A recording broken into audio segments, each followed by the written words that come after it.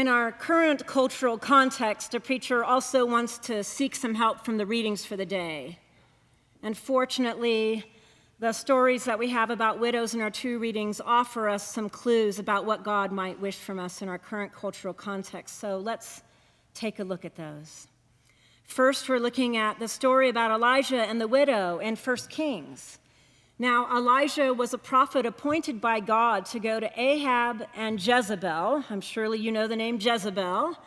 Ahab was purportedly a king of the Israelites, but he had married Jezebel, who was now his queen, and she was the daughter of the king of Sidon, and they worshiped Baal. That is, they worshiped a nature god, and they were hostile to the Jewish people, and yet he married her anyway, against the desires of God. And so God had sent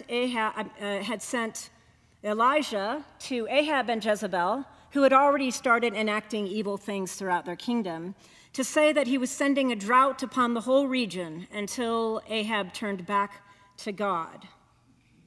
Now, it didn't go well for Elijah when he went to Ahab and Jezebel and told them this, so he was running for his life, and God said, "Go and see the widow of Zarephath in Sidon. She will give you food. I've commanded her to do this."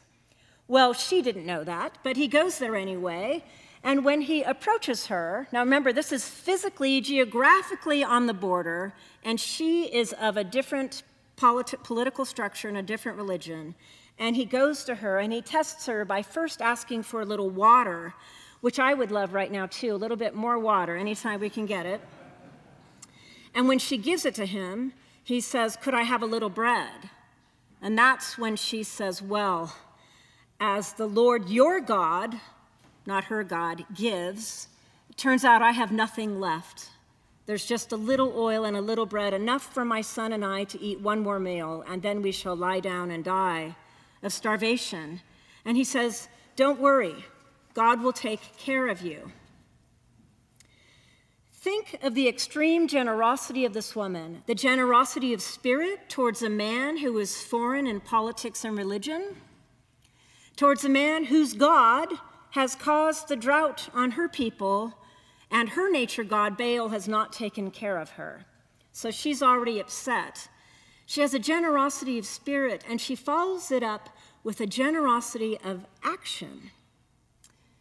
She feeds him all that she has, and in response, there's a miraculous refilling of the water and refilling of the grain. God bless you, widow.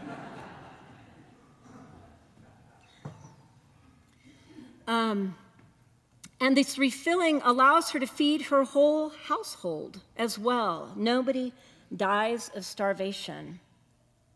It's kind of a foreshadowing of when Jesus feeds the 5,000 with this multiplying of the loaves and fishes later in the New Testament. Now, there are many resemblances to the gospel story. Once again, a prophet, and more than a prophet, Jesus is pointing out the evil in the leadership, in this case, the evil among the religious leaders. He says, among other things, they devour widows' houses. Now, that refers to religious leaders who are basically bamboozling widows, tricking them into legal agreements that would make them have to cede their real estate to the religious leaders, the scribes and the Pharisees, who were getting rich, and the widows were getting poor and becoming homeless and penniless. Then Jesus calls attention to the rich people who are bringing large amounts to the treasury. Notice he does not criticize that at all. Prophets love large donations to churches. Love them. Finally, he points out the widow who is only able to give 2 coins, a penny. But she's given all that she has. Now, just like that widow of Zarephath, she shows generosity of spirit and generosity of action. And in both cases, the immoral choices of leaders have caused these widows' sufferings. Now, I'm sure you probably know that widows were considered of no account socially or economically in both eras of Middle Eastern history. A woman without a man had no social standing, usually no way of working and no way of surviving unless her husband had left her property. But as we see in both of these stories, even a woman who might have been left property is still vulnerable to the authorities who manage to finagle property away from them. There are other strong resemblances in these stories. In both of them, God or Jesus calls our attention to the marginalized. In both cases, God or Jesus points out the immorality of the political and religious leadership and how they care so little for the poor and the oppressed. The other thing that God points out throughout the book of Samuel and the book of Kings is how foolish people are for wanting a king in the first place. They had judges and they had prophets who were given precise instructions from God, what to build, when to fight, when not to fight, how they had God behind them as long as they followed God and no other gods. And yet the people continued to hound the prophet Samuel for a king until finally God says, near the end of the book of Samuel, you know what? They want a king, give them a king, and they will see what that king does to them. And so it goes with Saul, and then David, and then Solomon. I know you think Solomon was wise, but he killed most of his family and he enslaved all of his people. They were lovely in some ways and horrible in others. Over and over, prophets and God point out the idolatry of the kings, as well as the idolatry of the people who think that the worldly leaders are gods. Did you hear Psalm 146? Trust not the rulers of the world. Invariably, worldly leaders in the Bible seek to consolidate their power and misuse the most marginalized. So there's a lot that we can apply from these two readings to our present context, which is just a few days after a very divisive campaign and the election of our country's next president. I know I've only been back in this country a few days, but I know from the conversations of those of you coming into my office that many of you at St. John's are grieving after the election. You fear for our country, and you fear what will happen to the more marginalized people of our country. I also know that some of you are quietly very happy about the election, but you don't feel very safe sharing that because you know you are in the minority and you are tired of the prevailing notion among your family members or church members that your vote is somehow a betrayal of goodness. It's hard to lead a lament for those who grieve among us while also assuring those who are in the political minority in the congregation, not in the country, that they are just as beloved, just as cherished by God. I'm happy to listen to any or all of you.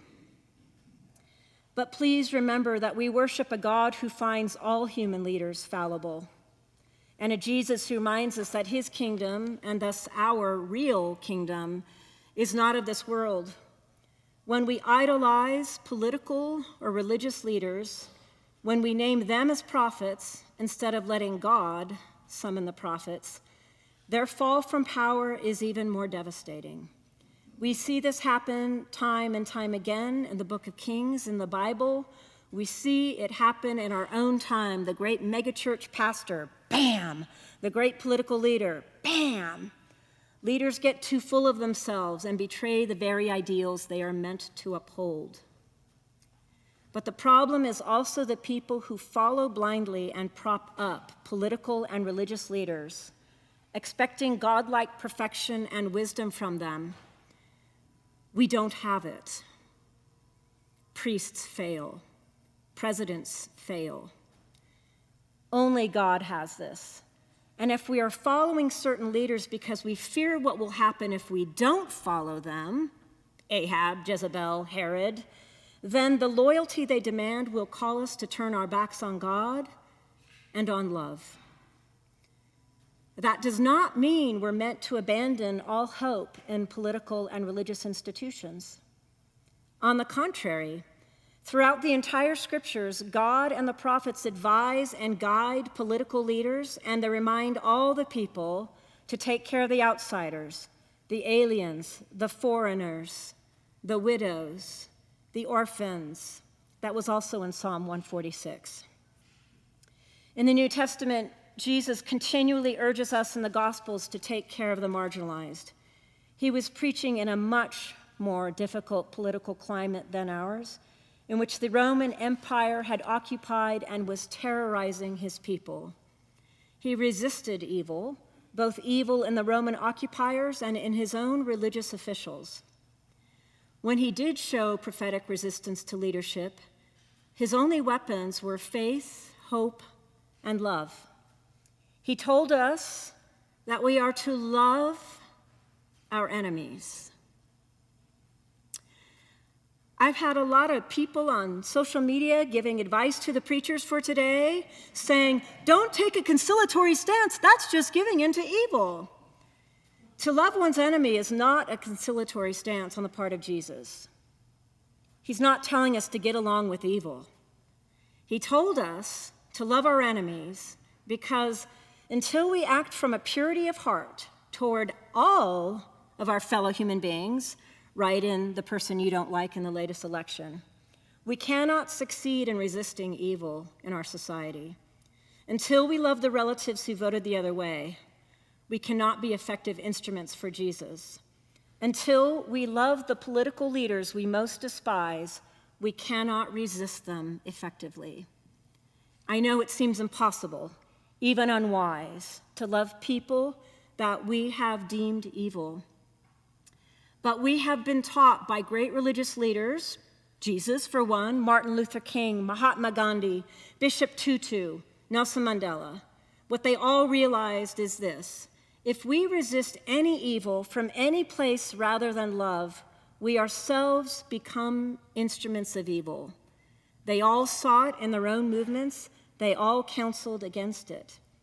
When they had teaching sessions on nonviolent resistance, they stressed the purity of heart that was necessary, even when we are being harmed by our enemy. Generosity of spirit, generosity of action. When the time feels evil, that is the time for generosity of heart and generosity of action. As much as some of us are hurting, the people who are hurting far more are the most marginalized in our society, and they need action. Here's one example for you.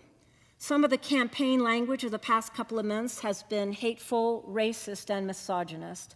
That was already terrifying to many people of color and women in our country. But now, one day after the election, African American children and adults around this country received texts addressed to them by their first name and the initial of their last name, and it told them to report to the nearest plantation because they were going to be made into slaves. Here's another example. A young white man got on a radio show a few days ago to mock the women who are afraid of losing reproductive rights nationally. Women have been saying at protests, "Our bodies, our choice." And he broadcast these words and crowed with joy, "Your bodies, my choice." Hateful campaigns unleash the worst of the racist roots in our country. Misogynistic language, no matter where it occurs, unleashes the worst sexism in ways that can destroy relationships and lives. Words matter. The only way to combat hatred of this type is to first examine our own hearts and minds. We have to rid our own hearts and minds of hatred. Pray as Jesus did, "Father, forgive them, for they know not what they do." And then to respond with generosity of spirit and generosity of action to the most vulnerable in our midst. Amen.